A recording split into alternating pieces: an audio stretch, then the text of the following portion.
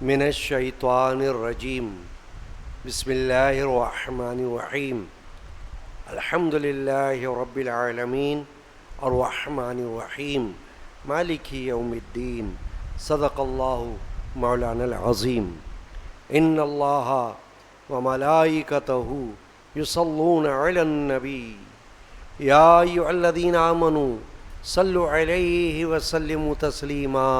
اللہم صل علی سیدنا محمد وعلی آلہ وصحبہ واہل بیتہ اجمعین۔ حاضرین کرام، ہر اتوار کو درس کا جو سلسلہ جاری ہے، اس میں قرآن و حدیث اور فقہی مسائل کا بیان کیا جاتا ہے۔ آج کی نشست میں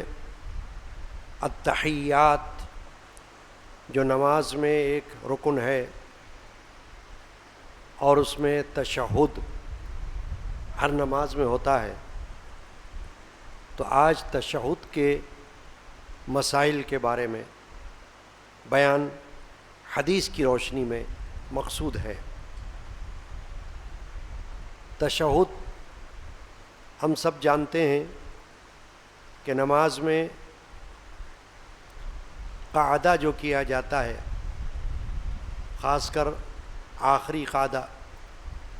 ویسے 4 رکعت کی نماز میں پہلا قعدہ، تو اس میں تشہد پڑھا جاتا ہے، اور تشہد نماز میں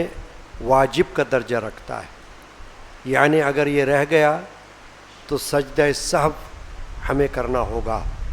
نماز کے درست ہونے کے لیے۔ التحیات کا پہلا حصہ تشہد جو واجب ہے، اور اس کا دوسرا حصہ درود ابراہیمی جو سنت ہے، اور اس کا تیسرا حصہ کوئی دعا جو مستحب ہے۔ یہ التحیات 3 حصوں پر مشتمل ہے۔ ہر نمازی، مرد ہو یا عورت،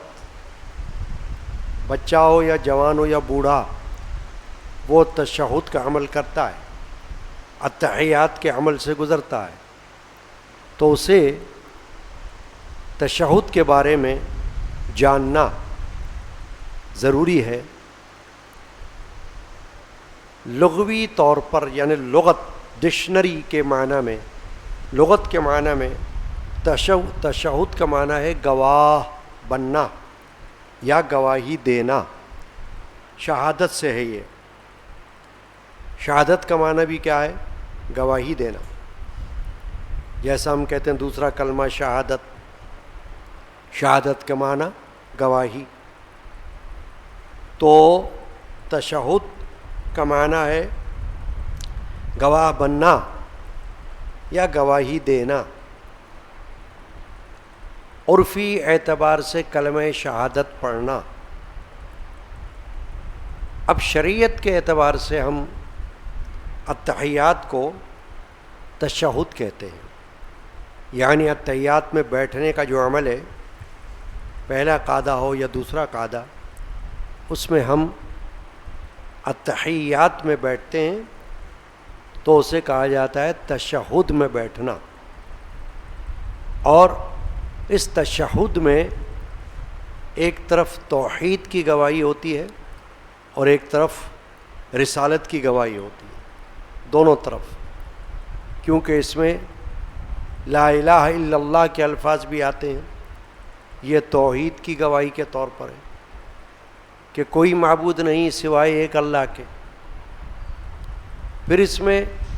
محمد رسول اللہ صلی اللہ تعالی علیہ وآلہ وسلم کے نام پاک سے ہمیں گزرنا ہے، ان کا نام اقدس لینا ہے، یہ رسالت کی گواہی ہے۔ تو گویا کہ نماز میں ایک ایسا رکن لازمی آتا ہے جس میں ہر مسلم مومن ایک طرف توحید کی گواہی دیتا ہے، دوسری طرف رسالت کی گواہی دیتا ہے۔ اور آپ کو معلوم ہے کہ توحید اور رسالت دونوں کی گواہی سے مل کر کوئی مسلمان بن سکتا ہے۔ نہ صرف توحید کی گواہی دے کر کوئی مسلمان ہوتا ہے، یعنی اگر کوئی لا الہ الا اللہ ہی پر ایمان رکھے،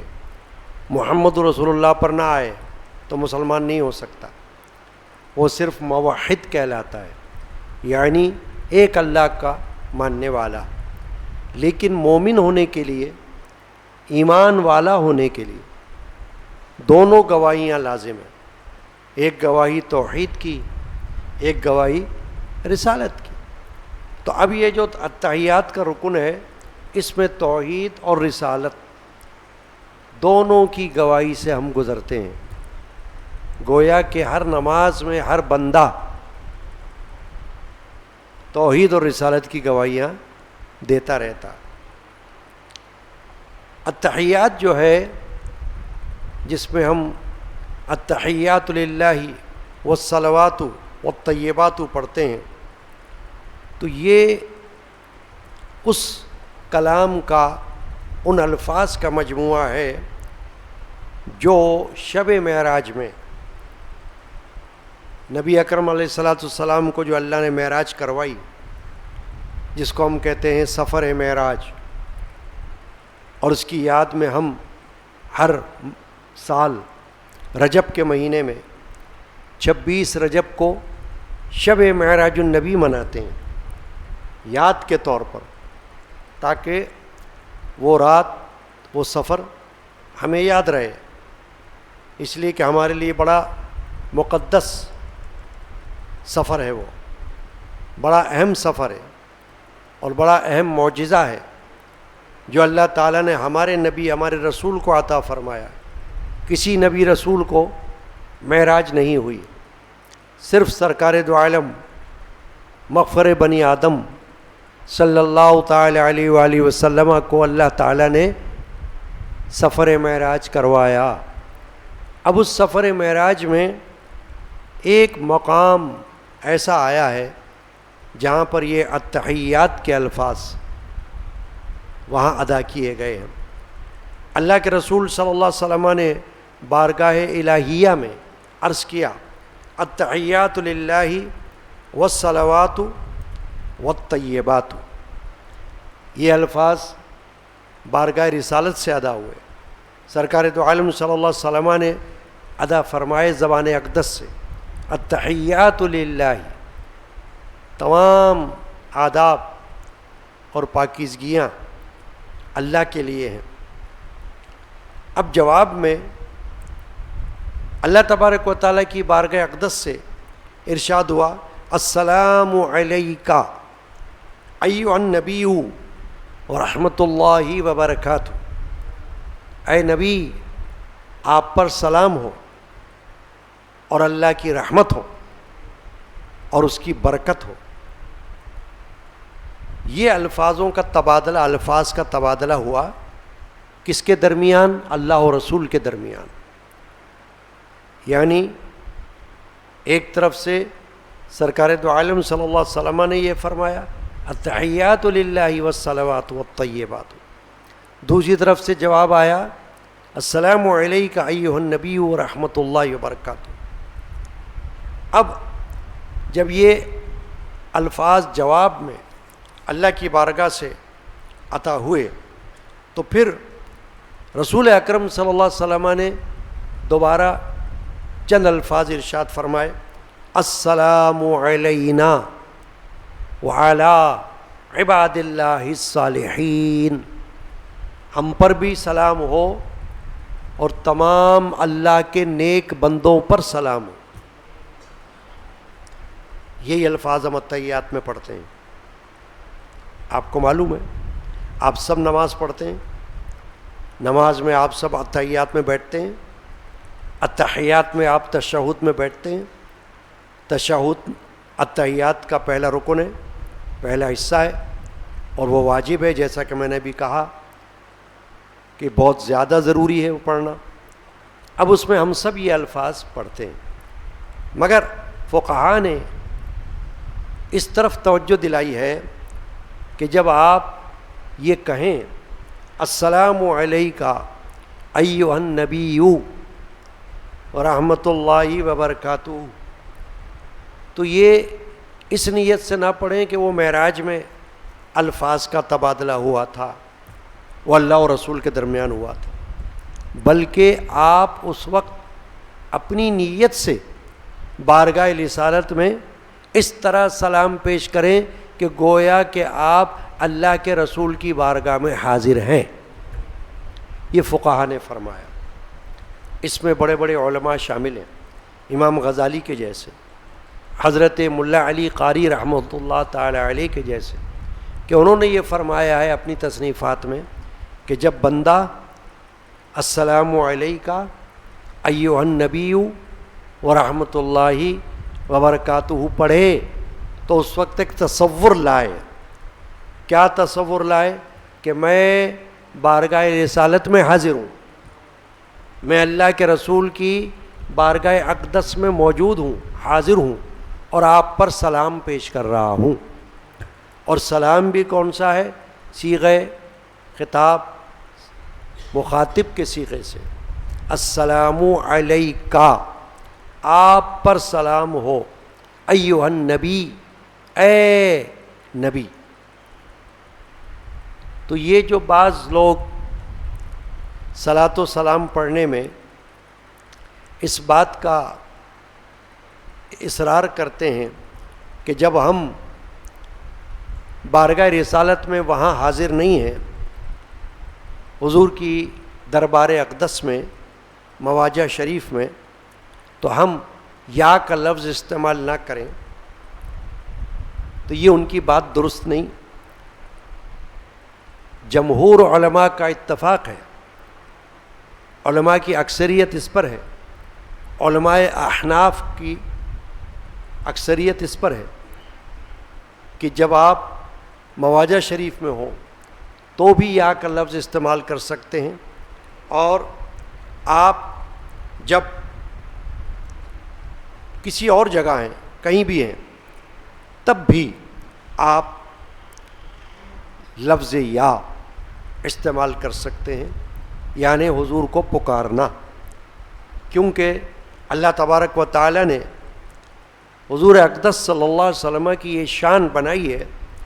کہ جہاں سے بندہ مومن ان کو ندا کرتا ہے، اللہ تعالیٰ اس کی یہ ندا، اس کی یہ آواز بارگاہ رسالت میں پہنچاتا ہے۔ چنانچہ بجائے اس کے کہ کوئی ان الفاظ کو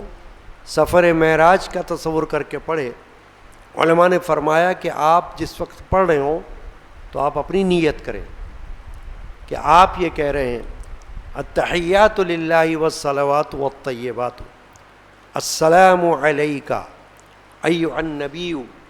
ورحمۃ اللہ وبرکاتہ، اور پھر یہ کہیں السلام علینا وعلی عباد اللہ الصالحین، ہم پر بھی سلامتی ہو اور تمام اللہ کے نیک بندوں پر سلام ہو۔ اب اللہ کے نیک بندوں میں خصوصیت کے ساتھ اولیاء اللہ داخل ہیں، بڑے بڑے اولیاء اللہ، صوفیاء کرام، اکابر کے جو گزرے ہیں وہ عباد اللہ الصالحین ہیں، اللہ کے نیک بندے ہیں، کہلاتے ہیں، کیونکہ ہم جب صالحین کا لفظ ادا کرتے ہیں تو اس وقت ہماری مراد اولیاء اللہ ہوتی ہے، تو ہم ان پر سلام بھیج رہے ہیں۔ تو اس سے معلوم ہوا کہ یہ سلام ایک طرف اللہ کے رسول، اللہ کے نبی صلی اللہ علیہ وسلم پر ہے، اور ایک طرف یہ سلام ہم سب پر ہے، اور ایک طرف یہ سلام سارے اللہ کے نیک بندوں پر ہوتا ہے۔ اب ایک حدیث شریفہ ہے جس میں یہ تشہد کا جو عمل ہے اس کی طرف نبی اکرم علیہ الصلوۃ والسلام کا عمل ہمیں ملتا ہے، اور صحیح مسلم شریف کی حدیث ہے کہ رسول اکرم صلی اللہ علیہ وسلم جب نماز میں بیٹھتے تو اپنے دونوں ہاتھ دونوں گھٹنوں پر رکھتے اور اپنی داہنی انگلی جو انگوٹھے سے ملی ہوئی ہے، اس کو شہادت کی انگلی کہا جاتا ہے، اسے اٹھاتے، اس سے اشارہ کرتے اور اپنا بایاں ہاتھ بائیں گھٹنے پر بچھاتے۔ اب یہی طریقہ ہمارا ہوتا ہے ہمیشہ کہ ہم جب تشہد میں بیٹھتے ہیں تو تشہد میں الفاظ آتے ہیں اشہد ان لا الہ الا اللہ واشہد ان محمدً عبدہ ورسولہ۔ اس وقت اشہد ان لا الہ الا اللہ جب ہم کہتے ہیں تو لا الہ پر ہم جب پہنچتے ہیں تو اپنی چھوٹی انگلی سے لے کر بقیہ دونوں انگلیوں کو بند کر دیتے ہیں، انگوٹھے کو بیچ والی انگلی کے ساتھ ملا دیتے ہیں، اور لا الہ پر لا الہ جب یہ کہتے ہیں تو شہادت کی انگلی کو یوں اٹھا لیتے ہیں۔ فقہاء نے فرمایا اس کو آسمان کی طرف اٹھانے کی ضرورت نہیں، کیونکہ اس سے اللہ تبارک و تعالیٰ کی ایک سمت ثابت ہوتی ہے کہ اللہ وہاں ہے، جبکہ اللہ تو صرف وہاں نہیں ہے، اللہ تعالیٰ ہر جگہ ہے، ہر جا ہے۔ میرے خاندان کے ایک بزرگ عارف باللہ حضرت صوفی سائیں عبد الغنی القادری قلندری رحمۃ اللہ علیہ نے اپنے ایک مناجات میں حمد میں فرمایا تو کر یاد معبود اللہ اللہ، وہ ہر جا ہے موجود، اللہ اللہ وہ ہر جا ہے موجود، اللہ اللہ۔ تو جس وقت یہ شہادت کی انگلی لا الہ پر اٹھائی جائے تو یوں سیدھی رکھی جائے، اور الا اللہ پڑھا جائے تو انگلی کو گرا دیا جائے۔ اب اس کے بعد آپ ساری انگلیاں کھول لیں یا بند بھی رکھیں تو اس میں کوئی اختلاف نہیں، لیکن تعامل عمل جو ہے وہ اس پر ہے کہ الا اللہ جب کہہ دیں شہادت کی انگلی کو گرا دیں تو پھر ساری انگلیاں کھول لیں، گھٹنے پر انگلیوں کو کھلا رکھ دیں۔ تو یہ طریقہ جو ہے یہ تشہد کا طریقہ ہے، ہاتھ کی انگلیاں قبلہ روح رہیں، یعنی تشہد میں جب بیٹھے ہیں تو اس کا طریقہ یہ ہے کہ آپ کا سر گھٹنے پر ہو، اپنے گود کی طرف ہو، یعنی جب آپ دیکھ رہے ہوں تو نیچے آپ کا گود آپ کو نظر آ رہی ہو، گھٹنے آپ کو نظر آ رہے ہوں جیسے سجدے کی حالت میں ہوتے، اور انگلیاں گھٹنے پر قبلہ رخ ہوں، قبلے کی طرف ہوں۔ اور جب تشہد پڑھیں جو کہ واجب درجہ ہے التحیات کا، تو اس میں جب کہیں اشہد اللہ تو لا پر انگلی اٹھا لیں، الا اللہ پر گرا دیں اور انگلیوں کو کھول دیں۔ یہی طریقہ امام اعظم ابو حنیفہ رضی اللہ تعالی عنہ سے ثابت ہے، اور اسی پر اکثریت کا عمل ہے۔ اب تشہد میں جب رسول اکرم صلی اللہ علیہ وسلم بیٹھا کرتے تھے تو نماز میں اگر دو قاعدہ آ رہے ہیں، ایک پہلا قاعدہ جس میں صرف تشہد تک پڑھ کر فرض نماز میں آپ کو کھڑا ہونا ہوتا ہے، اور ایک دوسرا قاعدہ اس میں آپ کو تشہد، درود ابراہیمی اور کوئی دعا پڑھنی ہوتی۔ اب درود ابراہیمی میں تو مشہور ہے، دو درود پڑھے جاتے ہیں، اللہم صلی علی محمد وعلی آل محمد کما صلیت علی ابراہیم وعلی آل ابراہیم انک حمید مجید، اللہم بارک علی محمد وعلی آل محمد کما بارکت علی ابراہیم وعلی آل ابراہیم انک حمید مجید۔ یہ ہو گیا درود ابراہیمی دو۔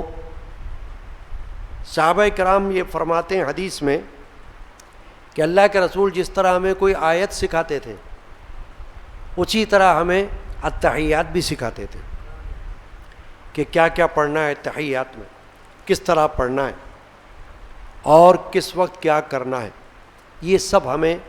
رسول اللہ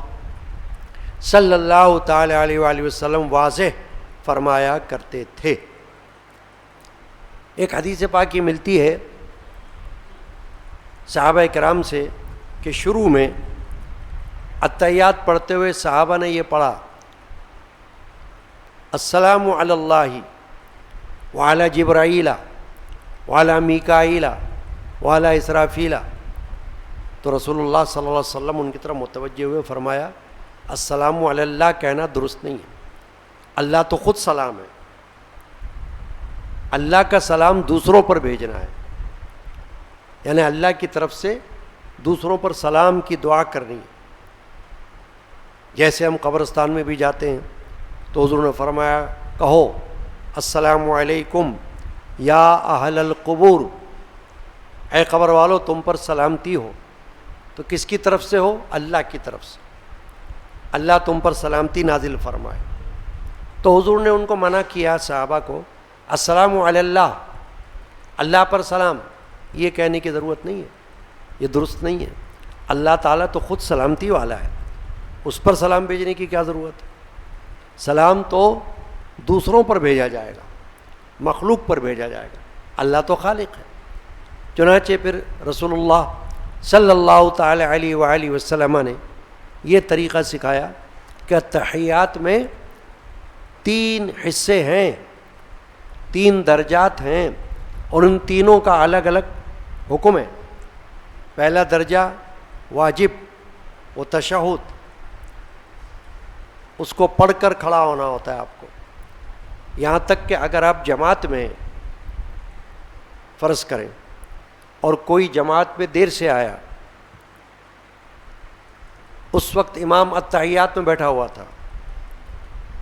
اور نمازی آ کر نماز میں شامل ہوا، اب جیسے ہی وہ بیٹھا التحیات میں تو پتہ چلا امام نے سلام پھیر دیا اور وہ نماز ختم ہو رہی ہے، تو اب اس نمازی کو جو اپنی نماز پوری کرنا ہوگی یہ التحیات کا تشہد پورا پڑھ کر کھڑا ہوگا، یہ نہیں کہ فوراً کھڑا ہو جائے سلام پھیر کر، بلکہ اگر تشہد پورا بھی نہیں پڑھا تو تشہد پورا پڑھے،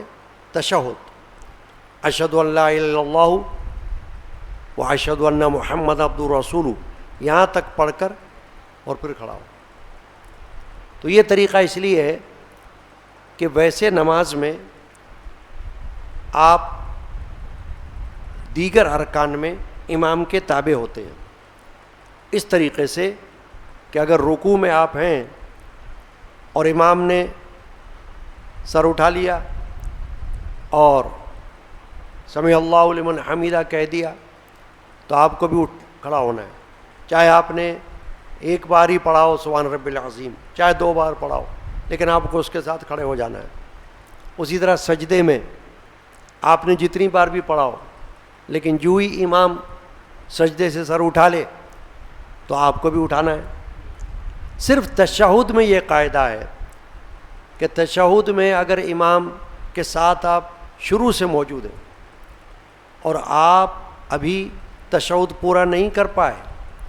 اور امام تیسری رکعت کے لیے کھڑا ہو گیا تو آپ تشہد پورا کریں اور پھر کھڑے ہو، یعنی یہ نہیں کہ بیچ میں سے تشہد چھوڑ دیں، بلکہ اشہد ان لا الہ الا اللہ وحدہ لا شریک لہ واشہد ان محمدًا عبدہ ورسولہ پڑھ کر پھر تیسری رکعت کے لیے آپ امام کے ساتھ مل جائیں۔ تو یہ طریقہ ہے۔ اور دوسری بات جو میں نے عرض کی وہ یہ کہ آپ 3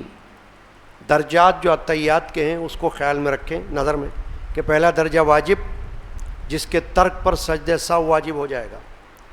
دوسرا درجہ درود ابراہیمی والا وہ سنت ہے کہ اگر آپ نے پورا نہیں بھی پڑھا اور امام نے سلام پھیر دیا تو آپ کو سلام پھیرنا ہے، اور تیسرا درجہ مستحب ہے، وہ دعا کا ہے،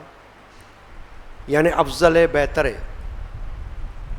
کہ اس کا درجہ نہ فرض کا ہے نہ واجب کا ہے نہ سنت کا ہے، مستحب کا ہے، اس میں کوئی بھی دعا۔ زیادہ تر مشہور دعا جو پڑھی جاتی ہے وہ یہ ہے کہ رب اجعلنی مقیم الصلاۃ ومن ذریتی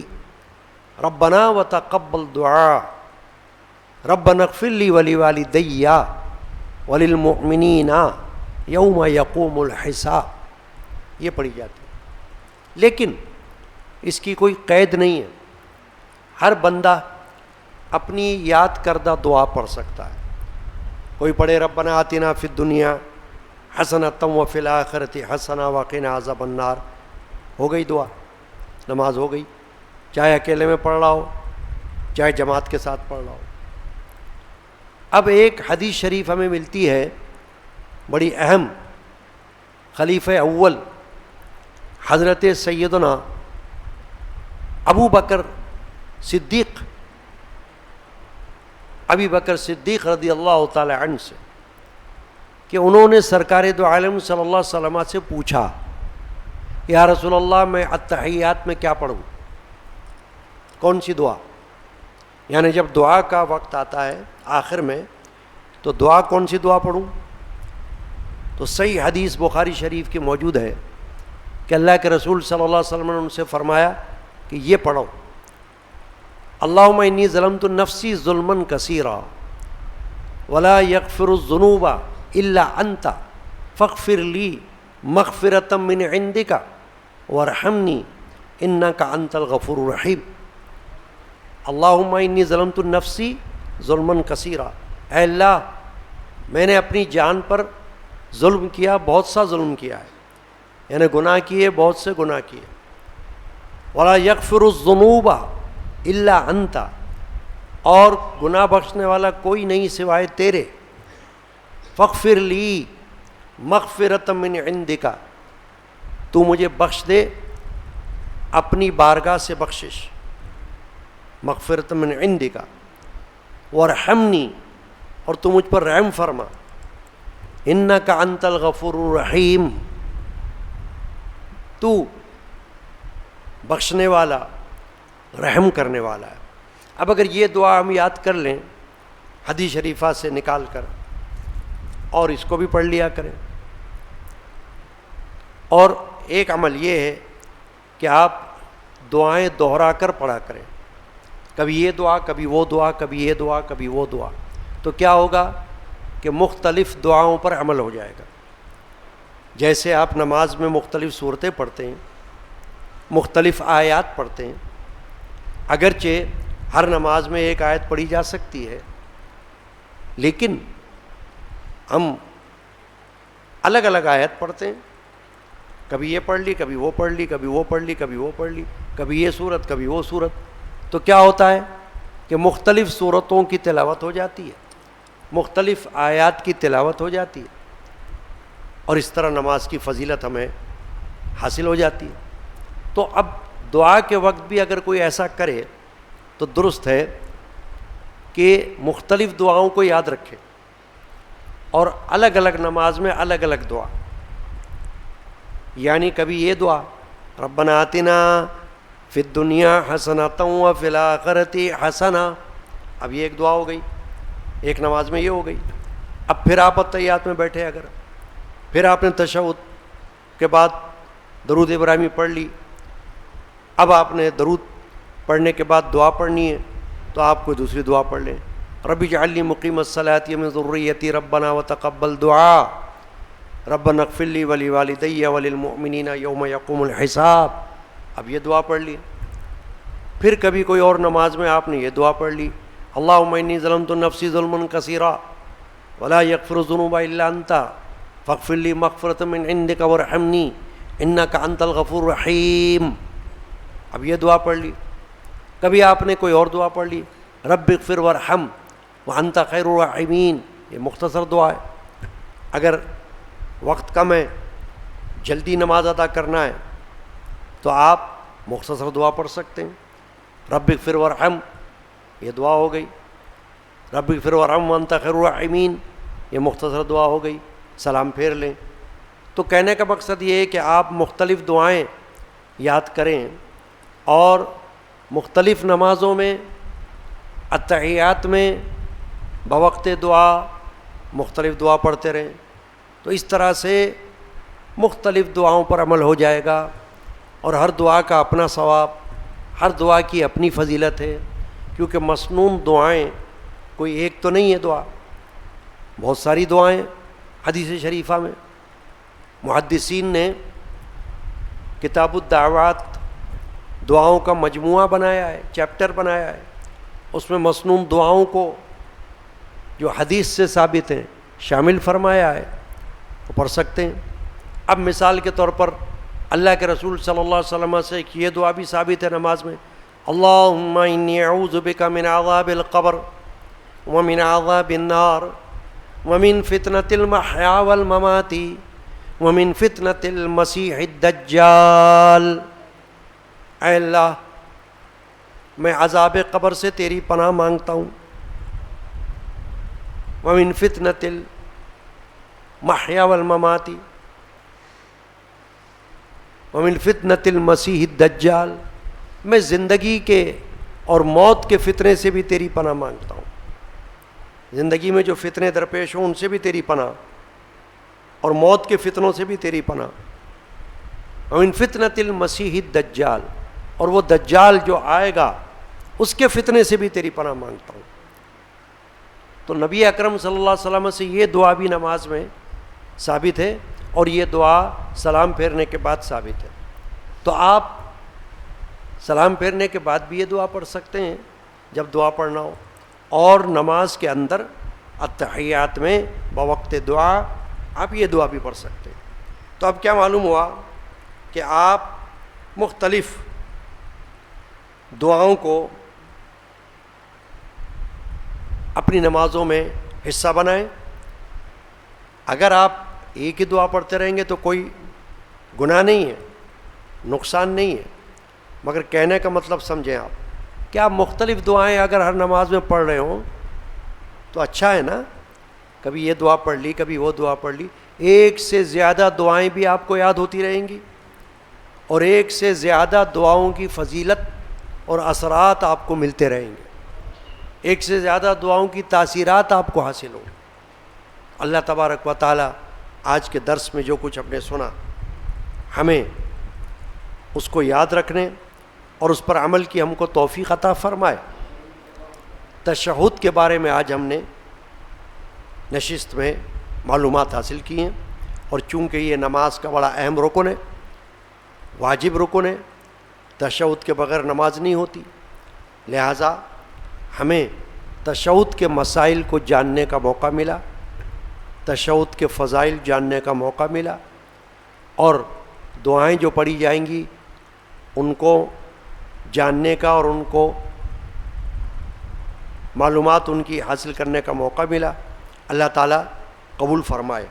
اللہم یا رب العالمین، اللہم صلی علی محمد وعلی آلہ واصحابہ اجمعین۔ اب دیکھیے محرم الحرام اسلامی سال کا پہلا مہینہ شروع ہونے ہی والا ہے، اور آپ کے علم میں ہونا چاہیے، اور پھر آپ دوسروں کو اس کی دعوت دیں، اطلاع دیں کہ اس قادری مسجد و خانقاہ قادری علمیہ میں عقائد اہل سنت والجماعت کے مطابق چاند رات سے لے کر محرم کی اور عاشورہ تک روزانہ عشاء کی نماز کے فوراً بعد مجلس ہوتی ہے، محفل ہوتی ہے 1-1.5 گھنٹے کے لیے بس، اور اس میں نبی اکرم صلی اللہ علیہ وسلم سے لے کر تمام خلفائے راشدین اور پھر اہل بیت پاک اور شہدائے کربلا کا ذکر ہوتا ہے، واقعات کربلا کا بیان ہوتا ہے، اور شہیدوں کی فضیلت کا بیان ہوتا ہے، شہادت کی فضائل کا بیان ہوتا ہے، اور دعائیں ہوتی ہے، نظر و نیاز ہوتی ہے، اور شہدائے کربلا کی بارگاہ میں سلام پیش کیا جاتا ہے، استغاثہ پیش کیا جاتا ہے۔ تو یہ بڑی اہم مجالس ہے، تو آپ خود بھی نیت کر لیں کہ اللہ تعالیٰ آپ کو چاند ہوتے ہی اسی رات، چاند رات کو ہی عشاء کی نماز میں یہاں حاضری کی توفیق بخشے اللہ، اور اس کے بعد محفل میں حاضری کی توفیق بخشے، اور آپ اپنے اہل محلہ جس بلڈنگ میں آپ رہتے ہیں وہاں اس کی اطلاع فراہم کریں۔ یہ نیکی ہے، کیونکہ ہر نیک عمل میں شامل ہونا باعث اجر و ثواب ہے، تو آپ کے ذریعے دوسروں کو اطلاع ملے گی۔ کیونکہ یہ جو محافل ہے یہاں والی، اس کا نام ہے قدیمی مجالس یادگار شہادت حسینی، قدیمی مجالس اس لیے نام رکھا گیا ہے کہ کراچی کی سب سے پہلی مجالس یہ ہیں. سنیوں میں، اہل سنت و جماعت میں سب سے پہلے اس فقیر گناہ گار کے خاندان کے مشائخ نے یہ چاند رات سے لے کر عاشورہ اور سوہم کی محافل کا سلسلہ شروع فرمایا. تو یہ تو تقریباً 250 سال سے جاری ہے. تو یہ بھی آپ کو علم ہونا چاہیے تاریخ اعتبار سے کہ سنیوں میں سب سے پہلے قادری مسجد خانقاہ قادریہ علمیہ کے مشائخ نے یہ سلسلہ قائم کیا ہے، جو اللہ کے فضل و کرم سے اس وقت تک جاری ہے، اور اللہ آئندہ بھی جاری رکھے، اور آپ سب کو اس میں حاضری کی توفیق عطا کرے. آمین. ربنا تقبل منا انک انت السمیع العلیم وتب علینا انک انت التواب الرحیم. یا اللہ آج کے درس کی حاضری کو قبول فرما. آئندہ جو اتوار آئے گا وہ اسلامی مہینے کا پہلا اتوار ہوگا، تو وہ بھی انشاءاللہ جیسے پہلے ماہانہ درس ہر اسلامی مہینے کے پہلے اتوار کو ہوتا تھا، تو انشاءاللہ آئندہ اتوار کو بھی ہوگا. اللہ اس میں بھی ہم کو ظہر کی نماز کے بعد حاضری کی توفیق عطا کرے. اور اس درس کی بھی اطلاع آپ اپنے عزیز و اقارب، اپنے دوست احباب، اپنی بلڈنگ میں رہنے والے ان سب کو کریں، تو یہ گویا تبلیغ ہے.